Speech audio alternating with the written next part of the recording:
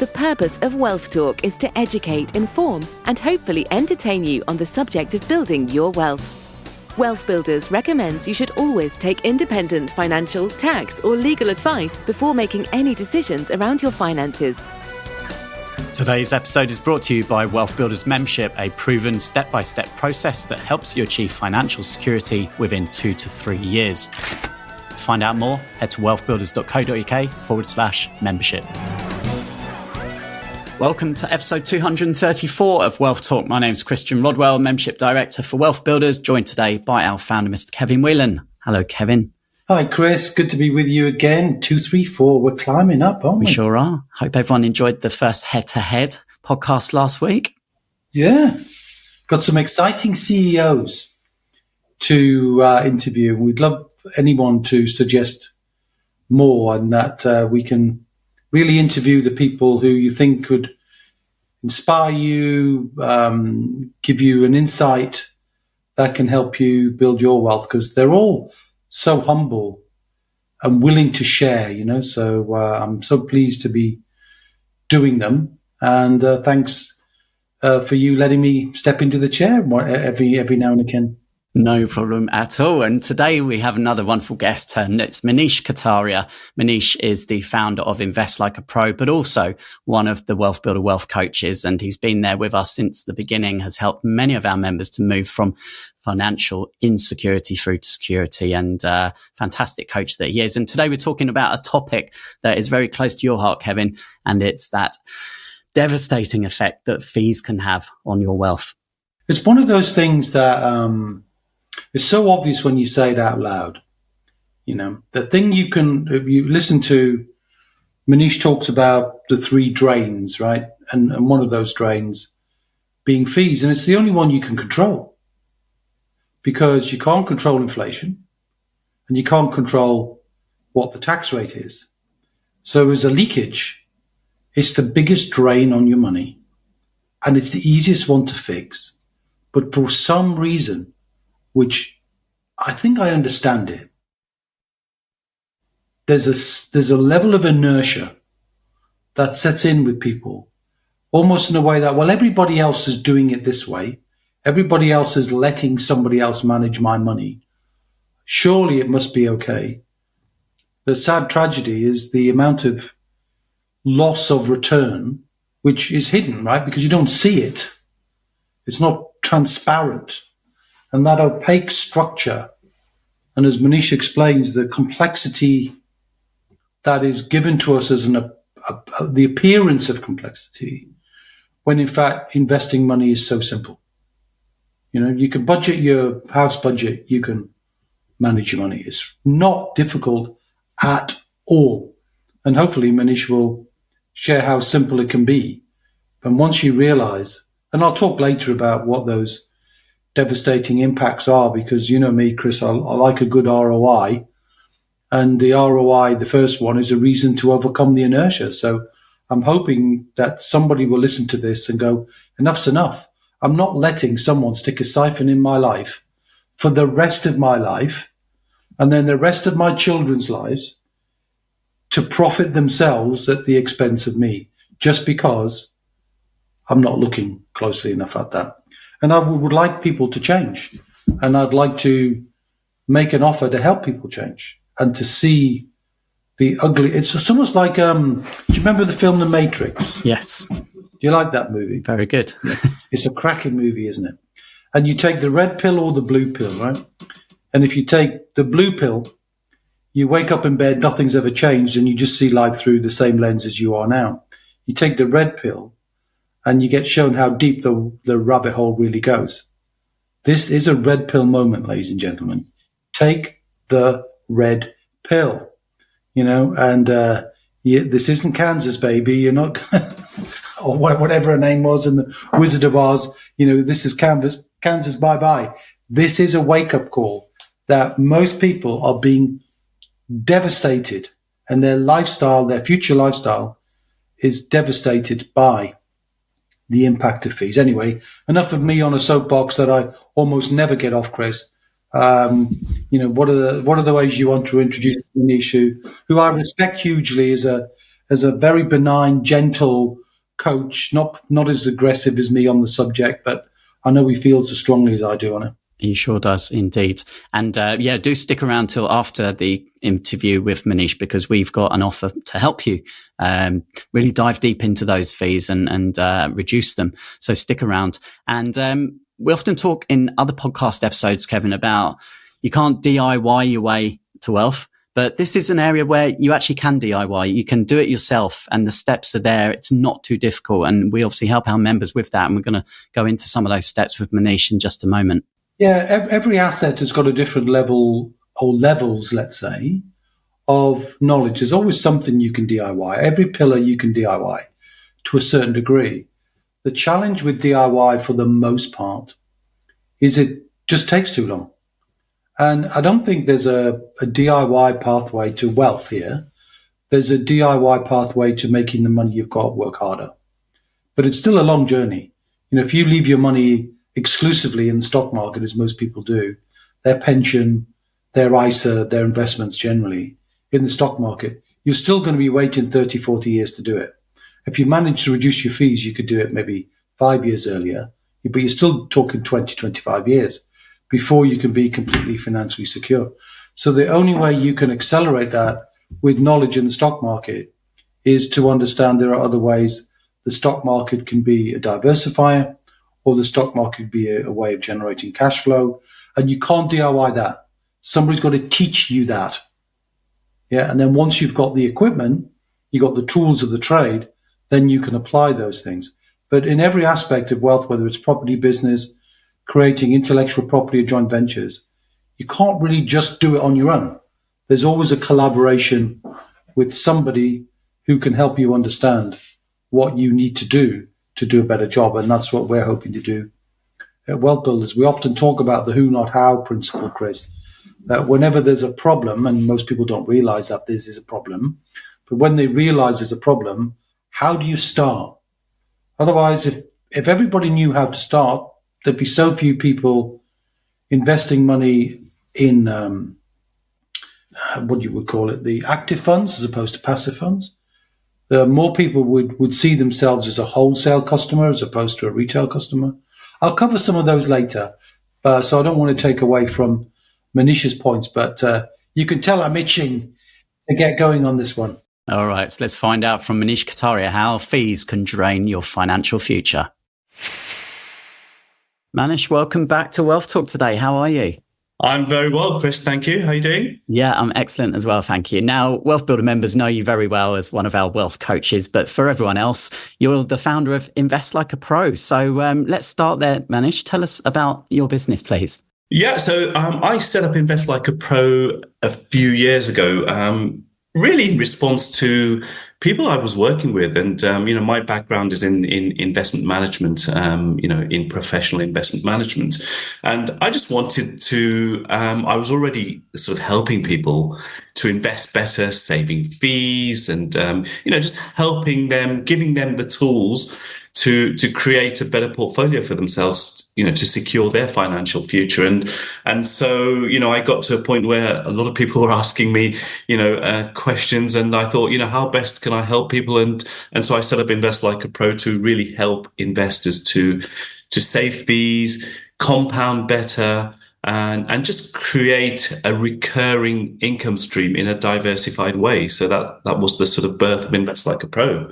Absolutely. And I know loads and loads of Wealth Builder members have benefited from your wisdom as well through your investment academy, and also all of the free information. You publish lots and lots of fantastic articles almost on a weekly basis by the looks of it. And loads of information over at your website. And where's the place to go and see some of those blog posts? They're all on investlikeapro.co.uk. There's a tab called Intel and Insights where we publish all of my sort of blogs and emails that are sent out. So they're all published in an article format where people can go and have a read. So there's lots of info there. Yeah. And our members get exclusive access to you as well, and delivering sessions for our members in particular through WealthBuilders membership. And we're going to turn our attention to the massive impact that fees can have on someone's wealth today. But before we do that, as our resident market expert, Manish, I'd be foolish to not ask you just for a little recap of really how the market's performed in 2023,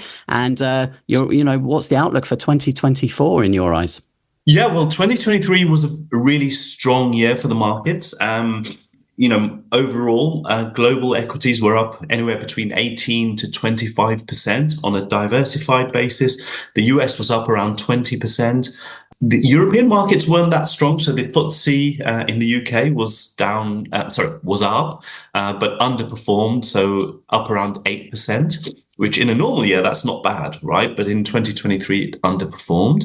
But yeah, I always, when I speak to investors, when people go through the investments academy I run, we're always encouraging people to be globally diversified, and those shares, globally diversified ETFs and funds, were up around 20% on average. I also do options, and so my own option strategy was up around 23% in 2023. I'm fairly conservative. There are lots of other investors who've been up 40, 50, 60% even. So it was a really good year in 2023. 2024 has started off pretty strongly again, driven by the US market, but technology.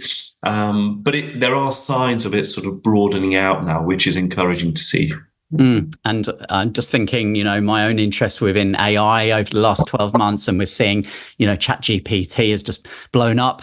Does that have an impact? Are you seeing that those technology stocks, those companies performing better? They are performing really well. Yeah. I mean, the likes of Nvidia, Microsoft, tech stocks in general are performing really well.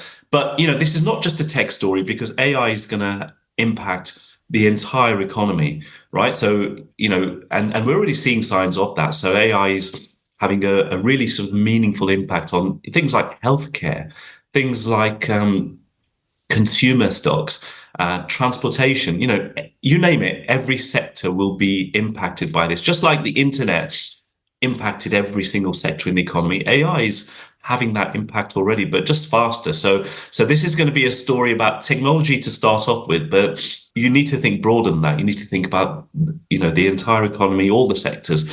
And we're always encouraging people to sort of diversify into different sectors. So it's a great story. And look, there's been lots of studies being done to kind of trying to quantify how much of an impact AI will have. And it will have an impact on company profits, which is great for shares, but it will have an impact on our productivity, overall economic growth, GDP. It's going to have a positive impact across all economic sectors, I think. Now, we're talking, as we said, about the impact that fees can have.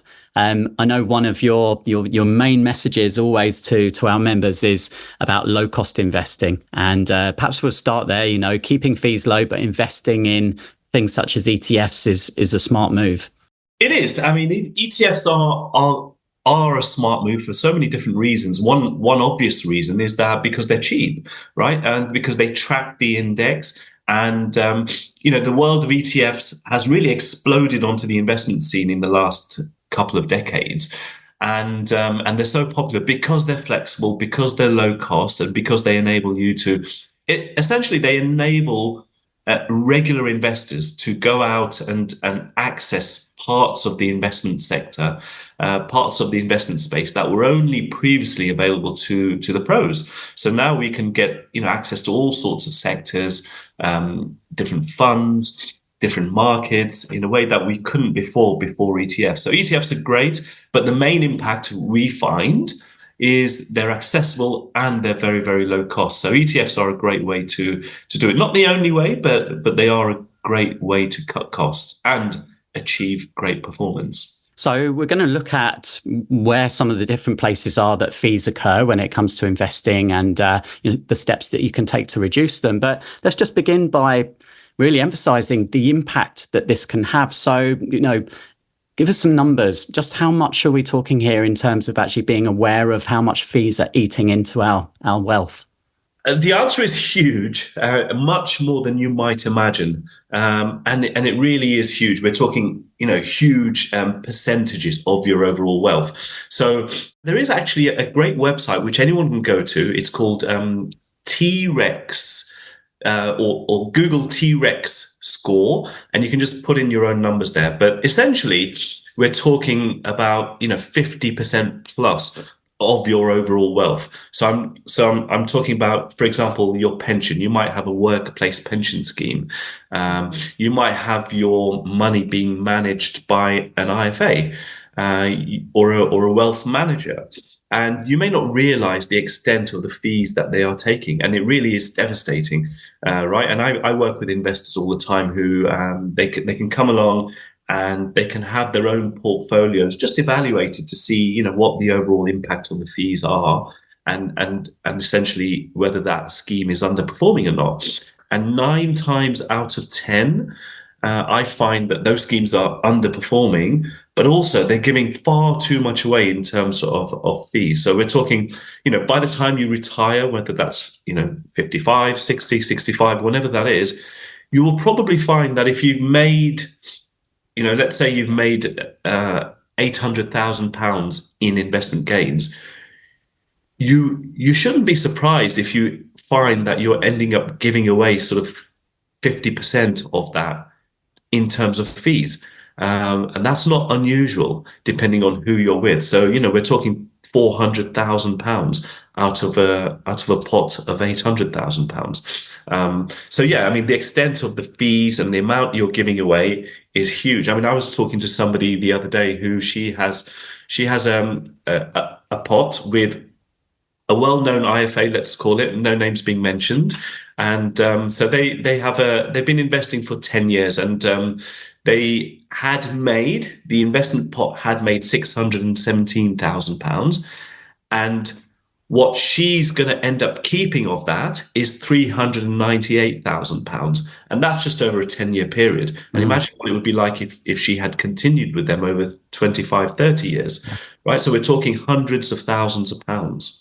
That magical word when it comes to investing of compounding, but it can work both ways, can't it? So it can be a wonderful thing, but if it's compounding fees and losses, then it can have a devastating effect. And what we're talking about now, reducing fees, being aware of fees, applies whatever age you are, however many more years until you might retire. But certainly if you're in your 30s now, or your 40s or 20s even, then the impact of compounding over the next, 20, 30, 40 years, with the potential to then cut those fees by 50% will have a huge impact.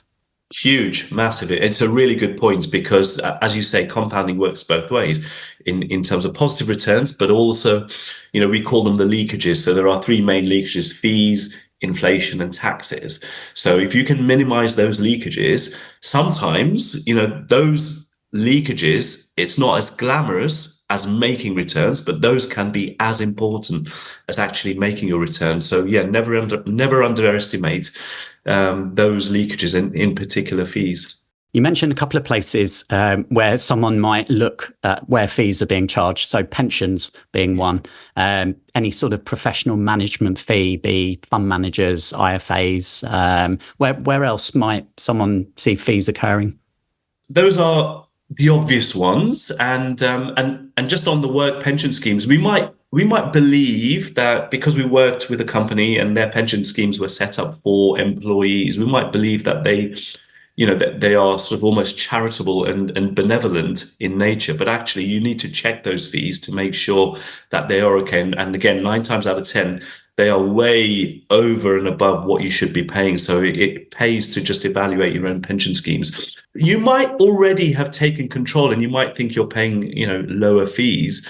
But there are lots of hidden fees, right? So there are lots of platforms out there which advertise 0 commissions, but they need to make their money somewhere, right? And they encourage you to overtrade. And when you're trading rather than investing, you may not realize it. You're actually paying away a huge amount of fees because, instead of having commissions, what they do is they have what's called bid offer spread. So when you're buying something, you end up paying more than you should be paying. When you're selling something, you end up receiving less than you should be receiving. So the bid offer spreads are wide, which is a great revenue source for these trading platforms. So I always encourage people to invest for the long term rather than trade. And things like stop losses and all of these things, they don't really work. Most people end up losing money from over trading and stop losses. And really the only person who wins in that whole trading game is the house, is the platform, because they're extracting huge commissions from you as a trader. So those are the things to watch out for, essentially. Yeah, I'm interested on that point. I saw you write about that in one of your blog posts, Manish, and perhaps for someone who's not sure what a stop loss is, we should explain what that might be. But the purpose of it is to, if a stock generally is going down, is going against the direction that you want it to, it's a way to kind of cut your losses, shall we say, right? To get out, minimize the damage. Yeah. But are you saying that actually sometimes that can get you out of a position whereby, perhaps a few days or weeks later, the stock then returns in the direction that you wanted it to, but you're now out of that? Exactly that. So stop losses sound great in theory, because as you say, right, the purpose is to get you out before the losses get deeper. So in theory, it sounds great, stop your losses. But actually, in reality, they end up getting you out of a position when actually you should be buying, right? And that's the key difference. So if you think about it, if I've got some data going back to 15 years worth of data. If you go back, you look to see how many corrections there have been in the markets since 2009, 15 years ago. And actually, there have been 32 corrections between 2009 and now over that space of 15 years. And there have been all sorts of reasons for those corrections. So recession fears, pandemics, interest rate concerns, wars, you name it, it's all been there. And actually, during that period, if you had been sort of looking at the headlines, you'd think, okay, I need to get out of this. I'm going to put my stop losses on because I can't live with these corrections. Actually, over that period of time, the market has risen something like 650%. Which is an annualized return of around 17% per annum, wow. Right? And imagine if you put stop losses during all of those 32 occasions, you imagine all the money you'd lost. Instead, if you just left your money, assuming you were set up the right way with low fees and properly diversified, you'd have benefited from that 17% annualized gain. That's not bad. Not bad at all. Okay. And it's completely passive, of course. So, Yeah. Well, I guess that was a slight digression, but it's all about preserving your wealth, isn't it? And that's the name of the game here. And back onto fees then. So let's just talk about what are the average fees out there, Manish. So we're talking about reducing fees by 50%, but what's an average fee that someone you see is paying? There are broadly three different types of fees that we should be sort of looking out for, right? One is the platform fee. Okay, so if you're with your work pension scheme will have its own platform fee for sort of overseeing your pension. If you're with one of the sort of IFAs, or IFAs will have their own platform fee. If you're directly with one of the platforms, so we're talking AJ Bell, Hargreaves Lansdown, Vanguard, they'll have their own advertised platform fee. So think about your platform fee like, all the platforms think of them as shops. They're all different shops. So when you go into a shop to buy your investments, right, you don't take your investments home. You select your investments and then you keep them there, right? And because they do the custody of your investments and they'll charge a fee for that. So that's the platform fee. So typically, your work pension scheme might be charging 1% to 2% per annum. Your higher cost IFA might be charging between 1% to 3% per annum. If you go direct to a low cost platform, which we work with, you're looking at sort of 0.1%, 0.2%. So we're talking fractions of what you'd be paying. So that's number one, your platform fee.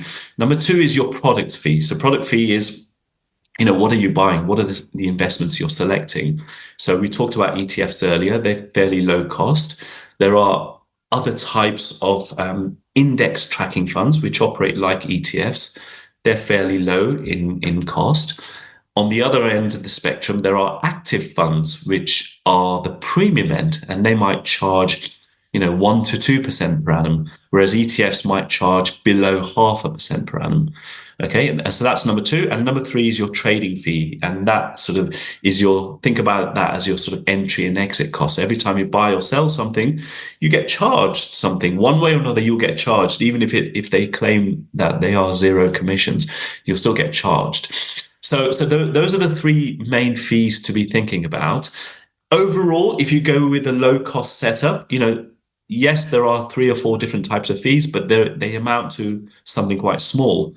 If you go with a higher cost setup, which I always encourage people to think about carefully, you could be ending up, paying a lot more than you would have ever imagined. So that's, so think about your costs in terms of those 3 different categories I've just mentioned. Yeah, that's really helpful. And how would someone go about checking to see what they're currently being charged?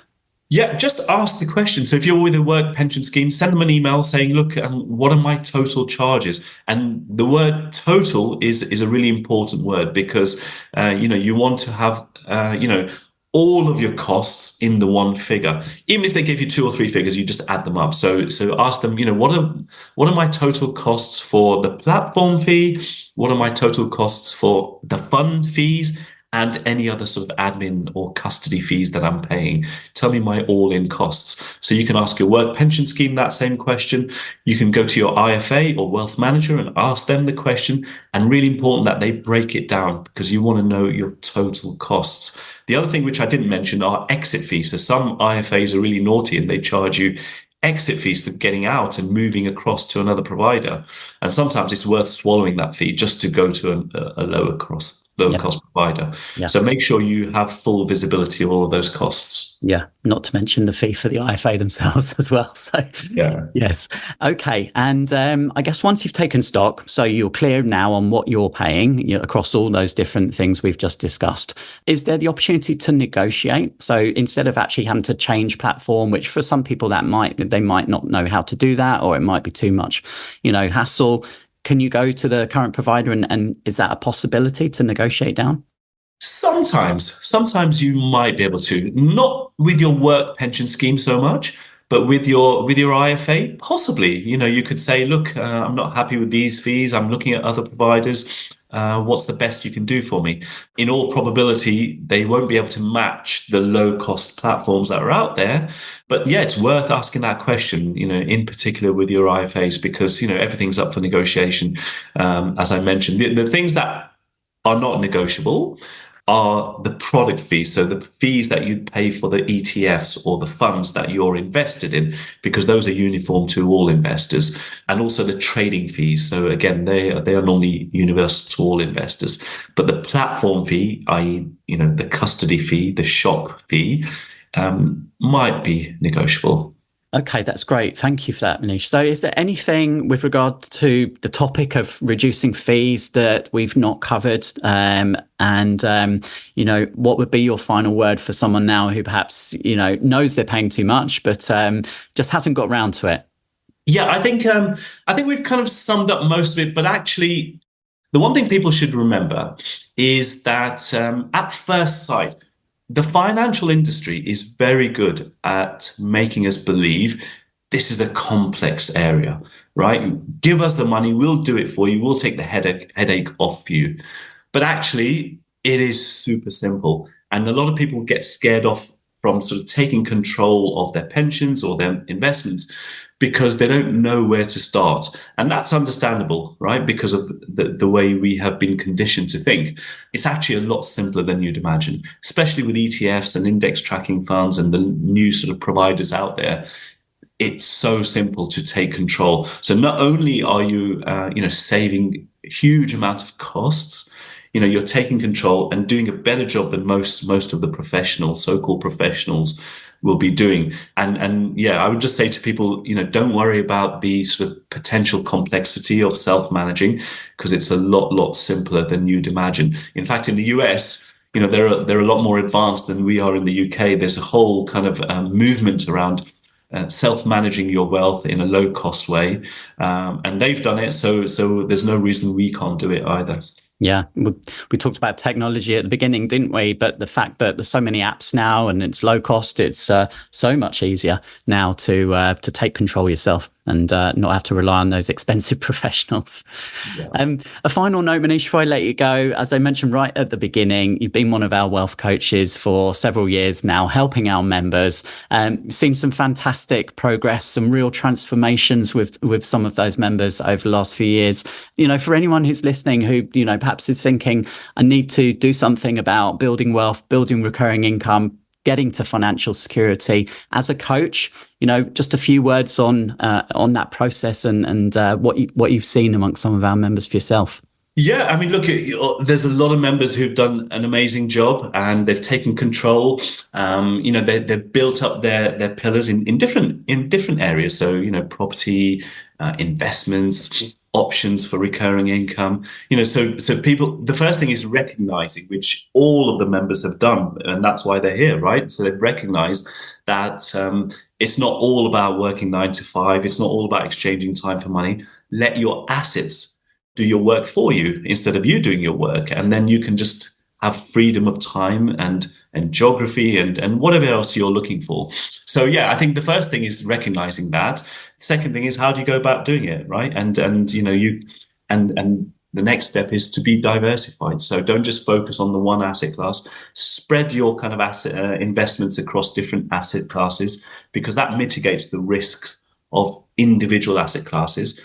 But you also benefit from recurring income, from you know, inflation beating growth, whether that's in property or investment. So that's, I would say, you know, be diversified, recognize that there are really effective ways out there, and this is a great community from you know, for people to be learning from each other in terms of what other people have done. Yeah, thank you. We always appreciate your input, and I know our members absolutely love having you there by their side. And thank you again for being a great guest on Wealth Talk today. Thanks, Chris. Catch up later.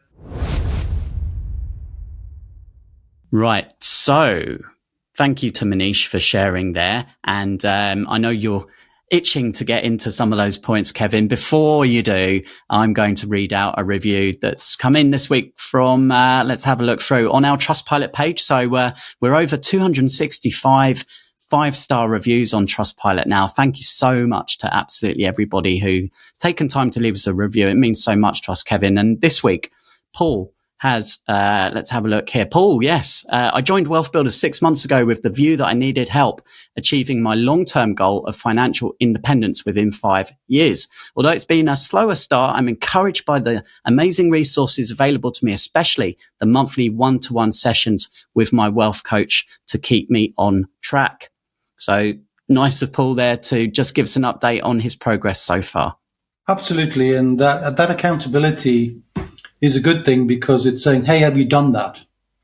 And this is one of the things, this looking at fees is one of the things most people don't do. You know, we know that because we know, for example, there's billions, 27 billion pounds worth of unclaimed pensions. Well, why is there so much? Why is there millions of people just forgetting their pensions? There just doesn't seem to be a level of connection that people have. And I think it's busy lives and head down and pressure of time, of family, of business and life and all those things.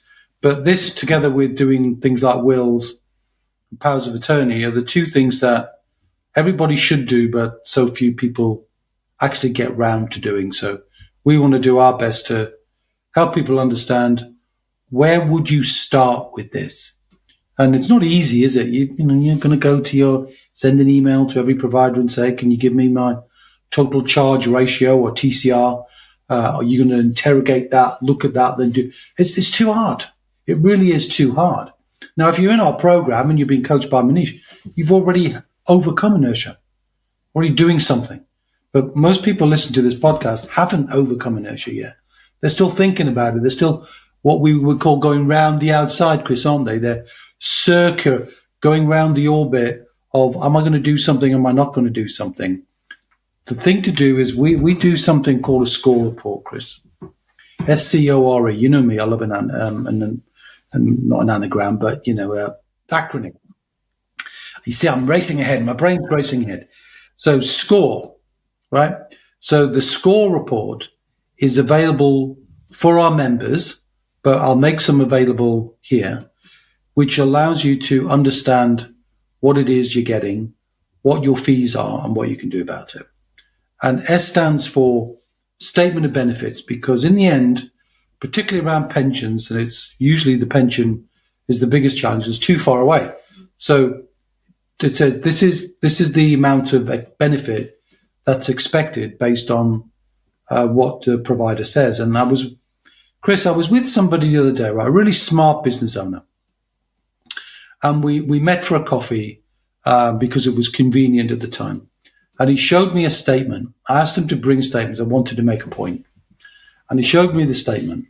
And when he saw the statement with me, he'd read it, but he hadn't read it. And I won't put the numbers in, but the amount of money that was expected to grow was minus.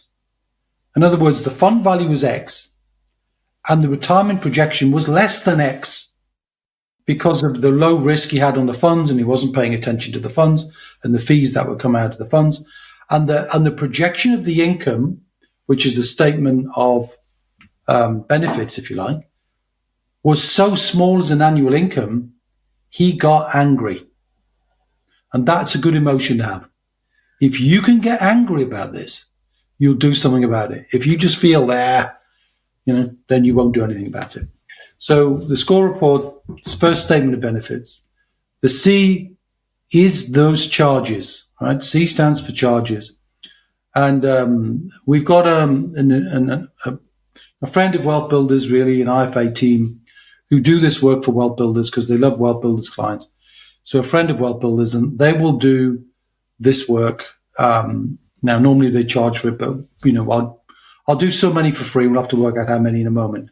But charges, they will write to the provider, so you don't have to, and get the total charges, right? And when you see the total charges, now normally when you see them expressed on a piece of paper, about 2% is a norm. It doesn't sound very much.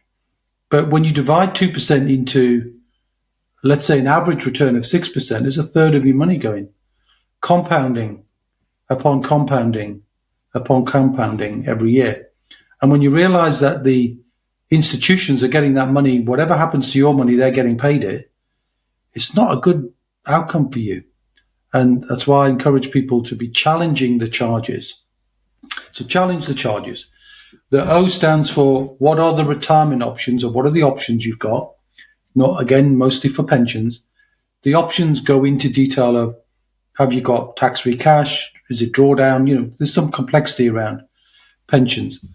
And then the E being expression of wish. So who have you nominated as beneficiary? It doesn't matter even if I mix up one or two of the points. The thing is, it's a report. It normally costs £295 to do the report for up to 3 pensions, and people get huge value for that. Chris, I'm going to offer 50 schemes up, okay? So 50 people. So if you're listening to the podcast, don't think, oh yeah, somebody else got it. Just go hello@wealthbuilders.co.uk. Score. Give me a score, okay? And I'll do 50.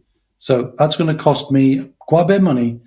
But I'm so passionate about this, Chris. If I can help 50 people change the outcome for their life in funds, and then they can listen to the lessons of Manish and look at the different ways, then when you've discovered that, you can do something about it.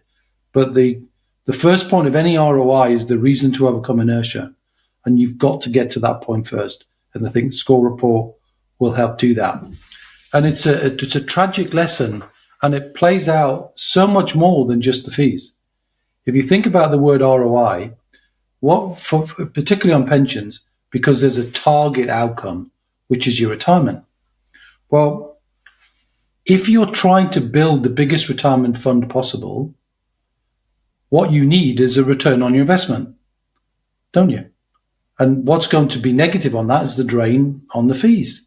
So the more that you can reduce the fees and go for passive investments as opposed to active, no evidence active fund managers do better. In fact, all the evidence is they do not. ETFs, which are exchange traded funds, it's passive funds, but with a little bit more of a zero in on a particular area of investing. So Google ETFs. And if you can do that, and then you can regularly interact with your money, even if it's once every 6 months or once every year, whether you learn how to do it yourself or you pay somebody to help you, you get a chance to then reduce the risk as well, because you're interacting with your money, not just watching it rise and fall, but every now and again, if you've made a gain, for example, you could take some of that money off the table and lock it into something else, whether it's gold, whether it's some other asset that you feel would help when things are a bit rocky. But at least you're looking all the time to do that. So number one ROI return, is the return on investment you're looking for. Reduce your fees, you'll increase your return on investment straight away. Number two, if you're looking for an income in retirement, that's a return on your income. Here's a devastating number, Chris. What do you think most people do in terms of their attitude to risk as they reach closer to the retirement? Do they increase their risk or do they reduce their risk? What's your intuition? They reduce their risk. They reduce their risk. So when they reduce their risk, if they're dealing with a traditional retail customer who buys through you're not just going into a supermarket, you're paying somebody to take you into the supermarket. That's your advisor. And if you're going through that process, they're going to be saying to you, well, Kev, you're getting old now. You need to reduce your risk. But okay, I'll do that. So I'll reduce my risk. What's the outcome? Is I have less money that is likely to grow. So my returns, instead of being, say, 6% a year or 7% a year, then maybe 3 or 4% a year. Well, if I'm still paying 2% in fees, that hasn't changed. That's 50% of my money. It's like giving your IFA more money than you're going to give your kids on your death. It's nuts. But people fall into this trap because for whatever reason, they feel that the marketing says, this is too hard. It's not. Passive funds, ETFs. If you then know you're doing that, and we know we talk about other ways you can use your pension in terms of property and other assets, but even if it's in the stock market, if your fees are less, then when you come to draw income, you've got a higher level of income because you're not having to give half of it away in fees. So you've got a return on income. And then if you've got a bigger return on income and you die, what are you going to leave? A bigger pot for your children. That gives a return on inheritance. And overall, if you wrap that around and you learn more because you spend time in Wealth Builders, you spend time with somebody else, you're spending time to build your knowledge. And that knowledge transfer is just as important as the money transfer. Because if you learn what to do, you learn about ETFs, you learn about fees, you learn about different mechanisms to reduce your risk, you learn about other assets, you pass that knowledge on to the next generation. So they won't get hoodwinked in the same way as you might be. You see the point? It's so fundamental to me to the wealth building process that you reduce those fees and then start on a journey of learning more. And then you can expand your wealth, you can expand the wisdom, and you do a better job for the whole family. And that's why I'm on my soapbox, Chris, because it makes my blood boil when people just leave things as they are, unchallenged. It's just wrong. Well, I can see the ripple effect there of passing that knowledge down. And we know these lessons are not getting taught in school. We've covered this on many episodes. So, if you're a parent, if you're just listening now, and even this is just piquing your interest to go and explore and do something, take some action now. Start learning a little bit. You don't need to learn lots, do you? Just take those small steps every month. Exactly right. So forgive me, everyone, for, really labouring this point, but it's something almost anybody can do. And I encourage, take me up on the score. Chris, if we get 100 people, you'll persuade me to do it, won't you? Let's come to that bridge. Yeah, we've got 50 available. We'll honour the 50. And if we get oversubscribed, then knowing us, we'll probably open the doors a little bit more. We'll warn the team to look out for those emails. So once again, hello@wealthbuilders.co.uk.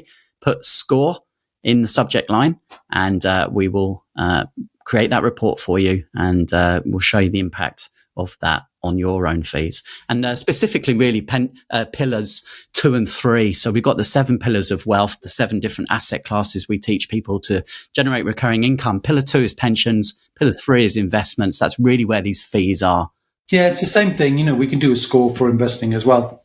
The only thing is there's not going to be a statement of retirement benefits, but that's okay. The fees are what's important here.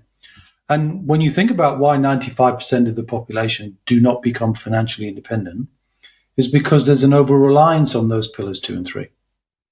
They put too much of the emphasis and too much of their life is focused on somebody else doing it. And that delegation is the weakness of this. And this delegation without knowledge turns into abdication. And you can't abdicate your wealth. You're going to get what you deserve, which is a very compromised life if you don't know what your fees are. As always, if you've enjoyed this episode, if you've learned something, if you think somebody else might benefit from hearing these words, then please hit the share button, send it to a friend, and we hope that they can benefit as well.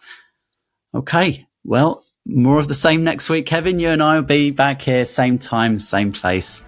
Do you know, I look forward to that, Chris. And until then, my friend, see ya. We hope you enjoyed today's episode. Don't forget that we are constantly updating our resources inside the Wealth Builders membership site to help you create, build and protect your wealth. Head over to wealthbuilders.co.uk/membership right now for free access. That's wealthbuilders.co.uk/membership.